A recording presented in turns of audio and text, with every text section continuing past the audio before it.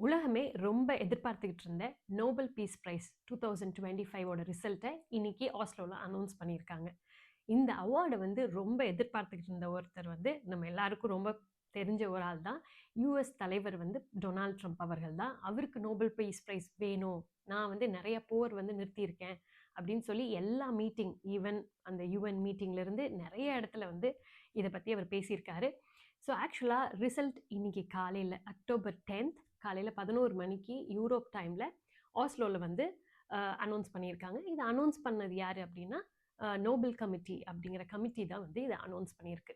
So ஆக்சுவலாக Nobel peace price அப்படிங்கிறது எவ்வளோ இம்பார்ட்டண்ட், அது ஒருத்தருக்கு கிடைச்சதுன்னா அதுக்கு உண்டான வேல்யூ எவ்வளோ அப்படிங்கிறத பற்றி நம்ம இன்னைக்கு பேசலாம். அதே மாதிரி நம்ம தலைவருக்கு இந்த அவார்ட் கிடைச்சதா இல்லையா அப்படிங்கிறத பற்றியும் நம்ம இன்னைக்கு பேசலாம். So first of all Nobel peace prize அப்படிங்கிற ஒரு விஷயம் யாருக்கெல்லாம் தருவாங்க அப்படின்னு பார்த்தா, இப்போ இருக்க காலகட்டத்தில் நிறையா வார்லாம் நடக்குது அப்படின்னா அது எல்லாத்தையும் நிறுத்தினா அவங்களுக்கு நோபல் பீஸ் ப்ரைஸோ இல்லைன்னா ஏதாவது ஒரு செட் ஆஃப் மக்களை ஒடுக்குறாங்க, அந்த கேட்டகரி ஆஃப் பீப்புளை ஒடுக்குறாங்க அப்படின்னா அவங்களோட விஷயத்துக்காக போராடுறவங்களோ அந்த மாதிரி இருக்கிறவங்களுக்கு, அமைதியான முறையில் போராடுறவங்களுக்கு, இந்த மாதிரி இருக்கிறவங்களுக்கு எல்லாத்துக்கும் தான் நோபல் பீஸ் ப்ரைஸ்க்கு கிடைக்குது. ஸோ அதோட பெனிஃபிட்ஸ் என்ன அப்படின்னு சொல்லி பார்த்தோம்னா நிறைய பெனிஃபிட்ஸ் இருக்குது. யாருக்கு அந்த நோபல் பீஸ் ப்ரைஸ் போகுதோ அவங்கள அதுக்கு முன்னாடி மீடியாவோ இல்லை மற்றவங்களோ ரொம்ப கிரிட்டிக்கலாக அவங்கள சொல்லியிருந்தாங்க அப்படின்னா, கிரிட்டிக் பண்ணியிருந்தாங்கன்னா, இவங்க ஒரு குளோபல் ஸ்டேஜில் அவங்களுக்கான மரியாதை ரொம்ப அதிகமாகுது. அவங்க என்ன சொன்னாலும் அது ஏற்றுக்கிற மாதிரியான ஒரு பெரிய அவார்ட் தான் இந்த அவார்ட். அதே சமயத்தில் நோபல் பீஸ் ப்ரைஸ் வாங்கியிருக்காங்க அப்படிங்கிறவங்க ஹிஸ்ட்ரியில் என்றைக்குமே அவங்களோட ரெக்கார்ட்ஸ் இருக்கும். 2009 நினைக்கிறேன், பராக் ஒபாமா அவங்களுக்கு நோபல் பீஸ் ப்ரைஸ் கிடைச்சிது. இதை தொடர்ந்து டொனால்ட் ட்ரம்ப் அவர்களும் அவருக்கு கிடைக்கணும் அப்படின்னு நிறைய தடவை இது அவர் சொல்லியிருக்காரு.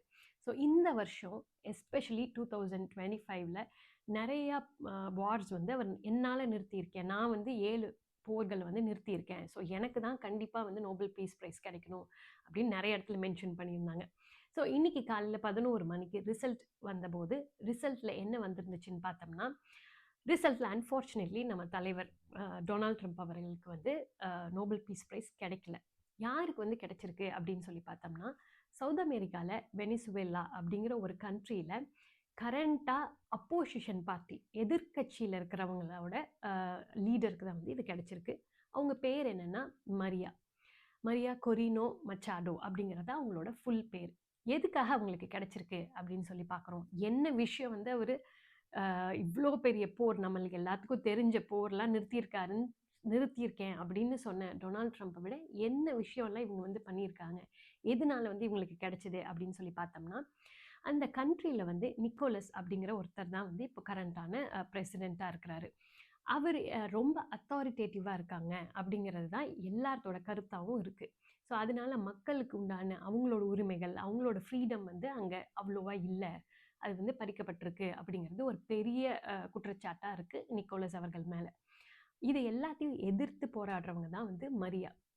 ஸோ மரியா எந்த மாதிரி போராடுறாங்க அப்படின்னு சொல்லி பார்த்தோம்னா, போன வருஷம் அவங்களோட லைஃப், அவங்களோட உயிருக்கே ஒரு பாதுகாப்பு இல்லாத ஒரு சூழ்நிலை, அவங்களோட கண்ட்ரிலேயே அவங்க பதுங்கி இருக்கிற மாதிரியான சூழ்நிலை. ஏன்னா இவங்க கொன்றுவாங்க, கொலை மிரட்டல்லாம் இருந்துச்சு ரூலிங் பார்ட்டிக்கிட்ட இருந்து.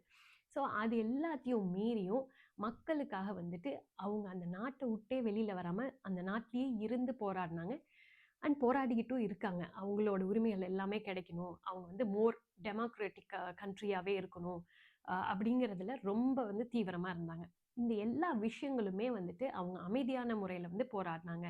அப்படிங்கிற இந்த எல்லா காரணத்தினால தான் அவங்களுக்கு நோபல் பீஸ் ப்ரைஸ் அப்படிங்கிற ஒரு விஷயம் கிடைச்சிருக்கு. ஸோ இதனால என்ன பெனிஃபிட்ஸ் அப்படிங்கிறது பார்த்தோம். அவங்க இதுக்கப்புறம் குளோபல் ஸ்டேஜில் என்ன விஷயங்கள் சொன்னாலும் நிறைய பேர்த்துக்கு அது போய் சேரும். அதே மாதிரி அவங்களோட கான்செப்ட் இல்லை அவங்க பண்ணுற விஷயம் ஒரு கரெக்டான விஷயம், ஒரு நல்ல விஷயத்துக்காக பண்ணுற எல்லாமே நிறைய பேர்த்துக்கு போய் சேரணும் அப்படிங்கிறதுக்காக தான் நோபல் பீஸ் ப்ரைஸ் அவங்களுக்காக கொடுக்கப்பட்டிருக்கு. அதே மாதிரி ஒரு வின்னிங் அவார்ட் அப்படிங்கிறது ஃபினான்ஷியலி அப்படின்னு பார்த்தா இதுக்கு $1 million அப்படிங்கிறது தான் ப்ரைஸாக இருக்குது. ஸோ நம்மளோட மதிப்பில் பார்த்தா கிட்டத்தட்ட 9 கோடி கிட்ட அவங்களுக்கு ப்ரைஸாக இதனால போகுது. ஸோ நார்மலி இந்த மாதிரி நோபல் பீஸ் ப்ரைஸ் வாங்குறவங்கலாம் அவங்க எதை நம்புகிறாங்களோ அந்த விஷயத்துக்கு தான் இதை வந்து செலவு பண்ணுவாங்க. ஸோ இதெல்லாம் தான் இதோட மெயின் பெனிஃபிட்ஸ் யாருக்கு வந்து போயிருக்கு அப்படிங்கிறத பொறுத்தது. ஸோ பேசிக்காக இது எப்படி செலக்ட் பண்ணுறாங்க, ஏன் வந்து நம்ம தலைவர் டொனால்ட் ட்ரம்ப்புக்கு வந்து இது கிடைக்கல அப்படின்னு சொல்கிறாங்க, இல்லை அப்படின்னு எல்லாரும் நம்புகிறாங்கன்னு பார்த்தா, நார்மலாக இந்த ப்ராசஸ் எப்படி நடக்கும்னா, போன வருஷம் இந்த வருஷம் 2025 நோபல் ப்ரைஸ் வேணும் அப்படின்னா 2024 செப்டம்பர்லேயே இந்த ப்ராசஸ் எல்லாமே ஆரம்பிச்சிடும். நாமினேஷன் வந்து ஜான்வரி 31 அதாவது இந்த 2025 ஜான்வரி 31 எல்லா நாமினேஷனுமே சப்மிட் பண்ணிடணும். 2025க்கு கிட்டத்தட்ட 338 பேர்கிட்ட வந்துட்டு இதுக்கு அப்ளை பண்ணியிருக்காங்க, நாமினேட் பண்ணியிருக்காங்க. ஸோ அதில் கிட்டத்தட்ட வந்துட்டு 234 அந்த ரேஞ்சில் வந்து இண்டிவிஜுவலான பீப்புள், தனிநபர்கள் வந்து நாமினேட் பண்ணியிருக்காங்க. அதுக்கப்புறம் இது எல்லாத்தையும் ஷார்ட் லிஸ்ட் பண்ணி ஃபெப் டு மார்ச் வந்து ஷார்ட் லிஸ்ட் பண்ணுறாங்க. மார்ச்லேருந்து ஆகஸ்ட் அந்த ரேஞ்சில் வந்துட்டு யார் எலிஜிபிள் கேண்டிடேட் அப்படிங்கிற அந்த டிஸ்கஷன் எல்லாமே வந்துட்டு இந்த நோபல் கமிட்டி கிட்ட போய்கிட்டு இருக்கும். ஃபைனலி யார் மெஜாரிட்டி ஆஃப் த ஓட் வந்து வாங்குறாங்களோ அவங்களோட பேர் தான் வந்துட்டு அக்டோபர் 1st வீக் ரஃப்லி அப்போ வந்து அனௌன்ஸ் பண்ணுவாங்க, நோபல் பீஸ் ப்ரைஸ் இவங்களுக்கு கிடைச்சிது அப்படிங்கிறது. அண்ட் அல்டிமேட்லி இதுக்கான ஒரு செரிமனி வந்து நடக்கும் நவம்பர் டு டிசம்பர் இதே வருஷம் சேம் இயரில் வந்துட்டு அவங்களுக்கு நோபல் பீஸ் ப்ரைஸ் வந்து அவார்ட் பண்ணுவாங்க. மெயினாக வந்து டொனால்ட் ட்ரம்ப்புக்கு வந்து இது கிடைக்கல அப்படின்னு சொல்லி நிறைய இடத்துல பேசப்படுறதுக்கான ரீசன் என்னென்னா, இதெல்லாம் டெசிஷன் ஃபேக்டர். இவங்க டிசைட் பண்ணினதுக்கு அப்புறம் தான் நிறையா வார் அதை வந்து நிறுத்துறதுக்கு அவர் ஹெல்ப் பண்ணார், இல்லை சப்போர்ட் பண்ணார் அப்படிங்கிற பிரச்சாரம் தான் அவர் அதுக்கப்புறம் பண்ணினதுனால தான் வந்து அவரோட நேம் வந்து இதில் செலக்ட் ஆகலை அப்படிங்கிறத சொல்கிறாங்க. ஸோ ஃபார் இன்ஸ்டன்ஸ் இதோட டெசிஷன் வந்து ஆகஸ்ட் அதுக்குள்ளெல்லாம் தான் வந்து மேக் பண்ணியிருந்தாங்கன்னா, அவரோட கேம்பெயினிங் நான் எனக்கு நோபல் ப்ரைஸ் கிடைக்கணும் அப்படின்னு சொன்னது இதுக்கப்புறம் தான் அப்படின்னு ஒரு கருத்து இருக்குது. பட் ரியாலிட்டி என்ன அப்படின்னு சொல்லி பார்த்தோம்னா, நோபல் கமிட்டி யாருக்கு ரியலி இது வந்து எலிஜிபிளோ அவங்களுக்கு தான் கொடுக்குது அப்படிங்கிறது தான் ரியாலிட்டி. ஸோ இது எல்லாமும் வந்து இன்னைக்கு நடந்த ஒரு விஷயமா இருக்குது. இதுக்கு நம்ம தலைவர் இன்னும் எந்த ரெஸ்பான்ஸும் கொடுக்கல.